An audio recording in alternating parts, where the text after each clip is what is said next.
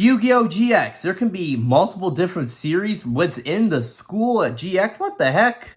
Yes, like the last video with Yu-Gi-Oh! Duel Monsters arcs, we're ranking them all again, but this time for Yu-Gi-Oh! GX. Now, I have no idea if we're going to include Season 4 because only the sub, but maybe if it works out, I guess. There's definitely a lot less arcs than in, like, Duel Monsters, but the ones that they do have are a lot longer than Duel Monsters, technically. So we're going to, it's like the Duel Monsters video. We're going to go over every single one from worst to best in my opinions. And to you guys, it may vary, but who knows?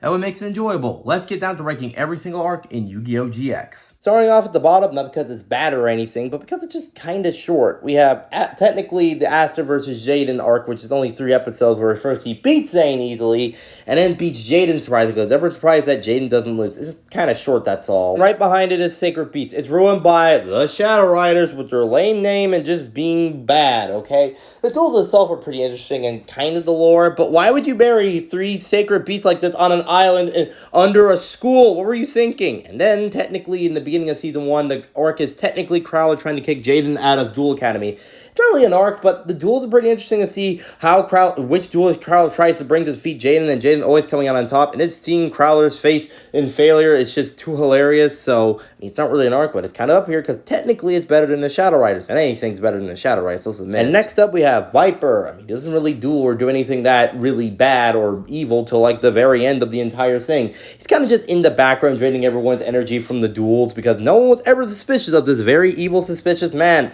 Not even Shepard. Why is Shepard in charge again? I don't understand that. And we have the entirety of Season 4. I didn't know where to put this because I haven't seen much Season 4 because it's kind of hard to see it anyways, but it definitely sounds very interesting in concept going up against Night Shroud. Like, no, not like Atticus. Like, for reals, Night Shroud. Like I said, I don't have a lot to say on Season 4 because I don't know where to watch it, but sounds pretty interesting. The Spirit World one takes place right after Viper, I guess, sends them here, where they gotta go up against the Duel Ghouls, trying not to lose the duel, you become part of them, and going up against Yubel, possessing Marcel, but Jaden has no idea who Yubel is, because it's been like, Jesus, so long, and all the duels, pretty nice, but also seeing them, some of their monsters that are not in duels, it's pretty interesting. And then we have the 4-part finale of the Graduation Duel. Seeing Chun-Li, though, lose, but still have the upper hand on Crowler a good amount of duel, is very interesting to see, and then seeing the final duel with Jaden versus Zane, it's absolutely incredible. It's very amazing. I like it. And then the second best one, the time with Jaden versus Possessed Jesse and Yubel, seeing him both battle both Jesse and Yubel to prevent the 12 dimensions being fused together with super polarization, with Jaden sacrificing everything to save everyone and the other 12 dimensions. It's pretty good. It's heartbreaking, but it kind of ends Season 3 on a dark note if you don't watch the sub version of Season 4, essentially. And then ending it off, we have the Society of Light. Just seeing Sartorius, like, in the background, but also not being backseat. Like, he doesn't, like, most people, he doesn't just take a backseat. Like, he's in there full thick and thin with Society of Light. And then seeing the rematch with Jaden versus Asteroid Neospatians, it's absolutely very incredible to see, honestly. And I just like seeing that. And just seeing all the different duels, everyone else being possessed, like Alexis and Chaz, and seeing Jaden duel them and try to snap him out of being brainwashed. It's absolutely incredible. It's very amazing, especially with the last duel of the season.